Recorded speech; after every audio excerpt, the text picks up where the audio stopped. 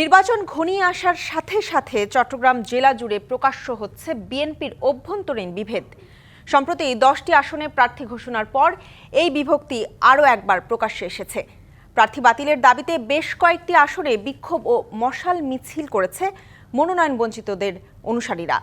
তাদের কারো কারো অভিযোগ, ত্যাগী ও নির্যাতনের শিকার অনেককেই মনোনয়ন দেয়া হয়নি, যার প্রভাব পড়তে পারে ভোটের ফলে।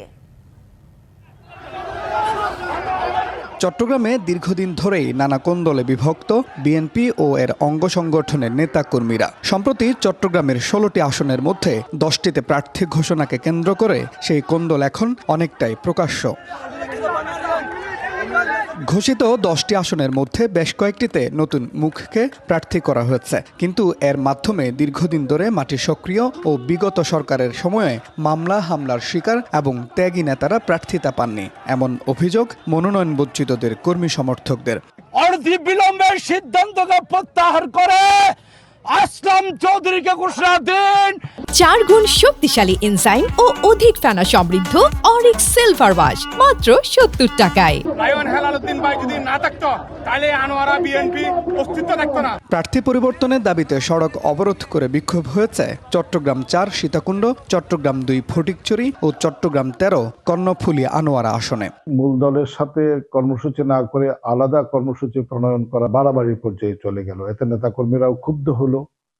তারা কিন্তু বিভিন্ন স্লোগান দিয়ে রাস্তায় নেমে আসলো, এর প্রতিবাদ করলো এবং তাদের এই প্রতিবাদের ধারাটা এখনো পর্যন্ত চালু আছে। চট্টগ্রাম 16 বাঁশখালী আসনেও দক্ষিণ জেলা বিএনপির সাবেক যুগ্ম আহ্বায়ক লিয়াকত আলীর অনুসারীরা তাকে প্রার্থী ঘোষণার দাবিতে মশাল মিছিল করেছে। মামলা হামলার শিকার হয়েও মনোনয়ন না পাওয়ায় নির্বাচনে এর বিরূপ প্রভাব পড়তে পারে বলছেন লিয়াকত আলী। জেল জুলুমের শিকার, ফ্যাসিবাদ বিরোধী আন্দোলনের ভূমিকা সবকিছু চিন্তা করে মনোনয়ন দেবেন। আমি নিজে যেমন আশাহত হয়েছি, বাঁশখালীর সর্বস্তরের মানুষও আশাহত হয়েছে।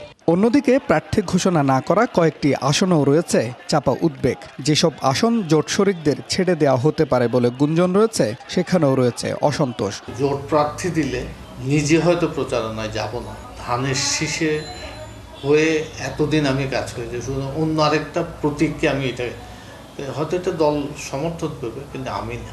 চট্টগ্রাম জেলার বিএনপি নেতাদের অভ্যন্তরীণ বিভেদ ও অসন্তোষ শেষ পর্যন্ত নির্বাচনের ফলে কী প্রভাব ফেলে, সেটাই এখন দেখার বিষয়।